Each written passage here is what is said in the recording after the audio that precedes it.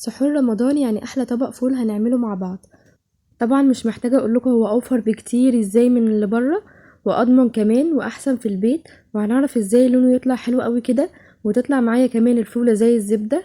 كمان هنعمله في الحله من غير دماسه، وده عملته في ساعتين بس على النار، ما خدش مني ولا 4 ساعات ولا 6 ساعات ولا الارقام الساعات اللي احنا بنسمعها دي.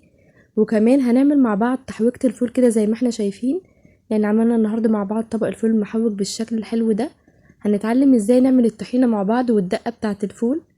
وكمان هنعمل مع بعض فول السندوتشات اللي هو فول الخلاط.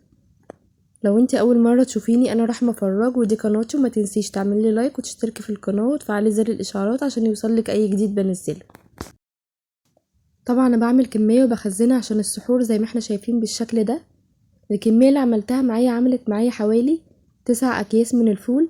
الكيس ده بيتباع بره ب7 جنيه. طريقة الفول هنا كلفتني حوالي 20 جنيه بس.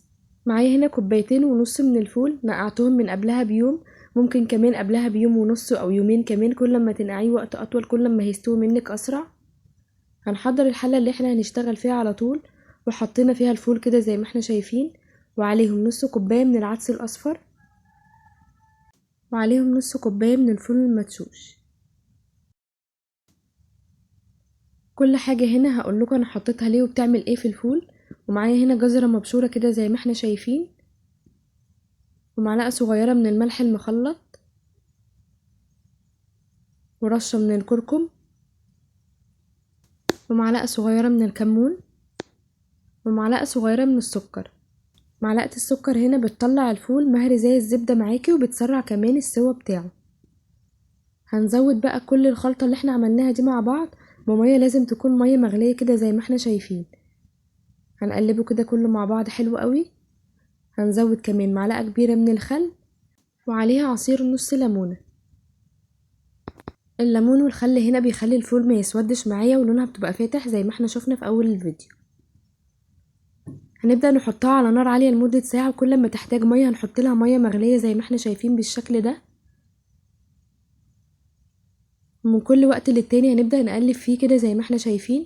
كان عندي هنا مشكلة صغيرة، ان الغطا بتاعي فيه 3 فتحات للتهوية، ويفضل مع الفول الغطا اللي يكون متغطي بيه الفول يكون مقفول تماما، بحيث ان البخار كله يتكتم جوه الحلة ويسويه تسوية افضل بكتير. فانا رحت خدت معلقة من الفول وغطيت بيها كده من فوق فتحات التهوية زي ما احنا شايفين بالشكل ده. فبصراحة قفلت معايا البخار وسوت الفول اسرع. بصوا هنا 3 فتحات زي ما احنا شايفين كده بعد ما قلبت الغطا.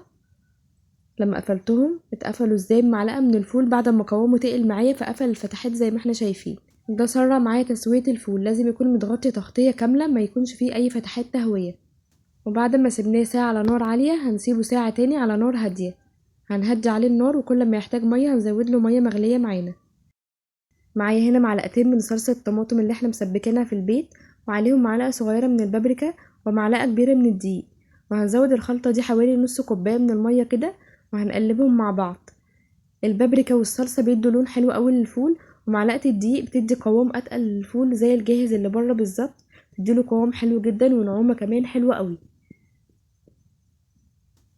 وبعدين هناخد الخليط ده وننزل بيه على الفول بعد ما الفول استوى معايا. هنبدأ نقلب كده مع بعض زي ما احنا شايفين، وننزل كده بخيط رفيع من الخليط اللي احنا عملناه عشان الدقيق ما يكلكعش معايا. وهنقلبه وهنسيبه ربع ساعة لحد لما الدقيق يستوي معايا. وده شكل الفول بعد ما استوى معايا، بجد خد مني حوالي ساعتين بس على النار، وطلع معايا بالشكل الحلو ده. بصوا هنا مية الفول بقت تقيلة ازاي، وده السر بتاعها في العدس الاصفر والفول المدشوش، بيدوا مية الفول كده قوام اتقل شوية زي الجاهز اللي بره. وكمان معلقة الدقيق بتربط شوية معايا الفول. ويلا بينا نحضر كده سريعا مع بعض دقة الفول. معايا فلفل احمر، ومعايا ليمونتين متقشرين زي ما احنا شايفين، ومعايا 4 فصوص من الثوم هنضربهم كلهم في الكبة مع بعض. هنحطهم في الطبق كده بالشكل ده، وهنزل عليهم بمعلقة صغيرة من الملح المخلط، وهنزل عليهم بمعلقة صغيرة من البابريكا، ومعلقة صغيرة من الكزبرة الناشفة، وكمان معلقة صغيرة من الكمون.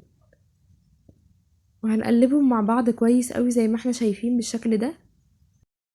وبعدين هنحط ربع كوباية من الخل وعليها نص كوباية من المية، وبكده دقة الفول تكون جاهزة معايا بالشكل ده. هنقلبهم مع بعض كويس، وبكده تكون دقة الفول جاهزة معايا. ده شكلها معايا زي ما احنا شايفين. وبعدين هنصفيها بشيلها طبعا في كيس او في برطمان، وكل ما بعمل طبق الفول بطلع الدقة واحطه على الفول على طول. يلا بينا نحضر مع بعض الطحينة بتاعت عربية الفول. وهما بيزودوا الطحينة على طول زيت، ما بيحطولهاش مية، بيزودوها زيت وبتقلب معايا بكل سهولة، بتبقى سهلة معايا وطريقتها حلوة جدا. معايا هنا معلقتين طحينة، هنزود عليها زيت لحد لما الطحينة تتفك معايا بالشكل ده، وبكده يكون جاهز معايا دقة الفول وكمان الطحينة. يلا بينا نحضر مع بعض احلى طبق فول. يلا هنا بصوا الفول شكله حلو قوي ازاي بجد، ولونه حلو جدا جدا.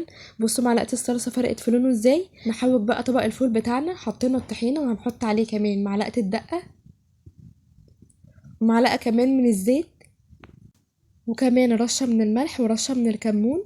وبكده نكون خلصنا احلى طبق فول ممكن تاكلوه في حياتكم. بجد طعمه حلو قوي قوي قوي، بجد اتصدمت من طعمه كمان، وريحته كانت حلوه جدا واوفر بكتير زي ما قلنا من الجاهز اللي بره.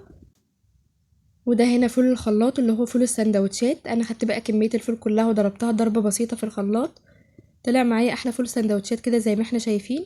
وحوجناه برضو الطحينه والدقه ورشه الملح ورشه الكمون، وباقي الكميه بعبيها في الاكياس واشيلها في الفريزر.